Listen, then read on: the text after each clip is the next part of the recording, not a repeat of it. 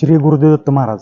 आजचा व्हिडिओ आपला हा, तुमचं मन जर पूजेत लागत नसेल किंवा पूजा करताना तुमच्या मनात वाईट गोष्टी येत असतील किंवा वाईट स्वप्न पडत असतील किंवा त्याचबरोबर तुम्ही पूजा करता त्यावेळेस तुमचं मन त्या पूजेच्या ठिकाणी लागत नसेल तर तो ह्या व्हिडिओमध्ये आपण त्याच्यावरती उपाय सांगणार आहे महाराज.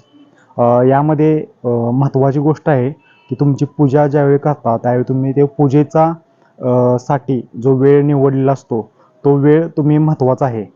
साधारणतः पूजा 6 ते 7 मध्ये करणाऱ्यासाठी वेगळे आहे, 9 ते 10 आणि 10 ते 11 असे प्रकार त्यामध्ये आहेत महाराज.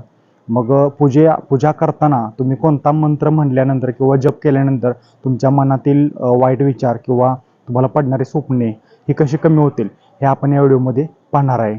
नवीन असाल तर आपल्या चॅनलला लाईक शेअर सबस्क्राईब करायला विसरू नका. इंस्टाग्रामवरती पाहत असाल तर व्हिडिओ शेअर करा, त्याचबरोबर पेजला फॉलो करा. महाराज जाणून घेऊया तुमचं जर मन लागत नसेल त्याच्यावरचे उपाय काय करायचा आहे.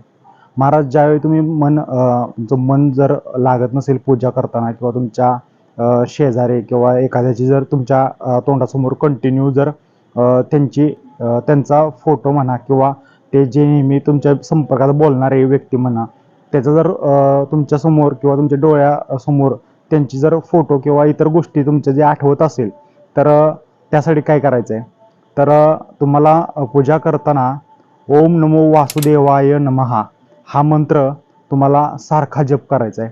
आणि हा कधीपर्यंत करायचा तर ह्याची काही वेळेची मर्यादा नाही. जोपर्यंत तुमचं मन एका ठिकाणी एकाग्र होत नाही किंवा तुमच्या मनातले वाईट विचार किंवा एखादा जर व्यक्ती तुमच्या मनावरती नियंत्रण करण्याचा जर असेल करतो किंवा त्याच व्यक्तीचे जर तुमच्या डोक्यात गोष्टी येत असतील तर त्यासाठी हे महत्त्वाचं आहे.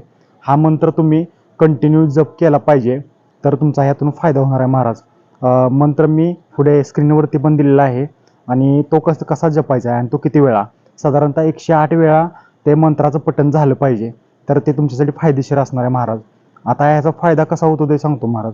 ज्यावेळेस तुम्ही तुमची पूजा करत असता आणि त्यावेळी हा मंत्र तुम्ही जप करत असता त्यावेळी एखाद्याचा चेहरा जर तुमच्या समोर येत असेल, काहींच्या संदर्भात असं आहे की एखादी मय झालेली व्यक्ती किंवा शेजारील जे तुमच्यावरती किंवा निगेटिव्ह पॉवरवर निगेटिव्ह भावना तुमच्याबद्दल असेल तशा व्यक्तींचीच तुमच्या दृष्टीस पडतात किंवा तुम्ही ज्यावेळी पूजा करता त्यावेळी त्यांची नजर किंवा तुमच्यावरती असते किंवा तुमच्या मनात त्यांच्याविषयीची भावना कंटिन्यू येत असते. तर ह्यासाठी हा मंत्र आहे महाराज. तुम्ही हा कंटिन्यू तुम्ही करा आणि त्याच्या संदर्भात आणि काय माहिती पाहिजे तर कमेंटमध्ये सांगा. भेटूया असेच एक व्हिडिओ सोबत. तोपर्यंत श्री गुरुदेव दत्त.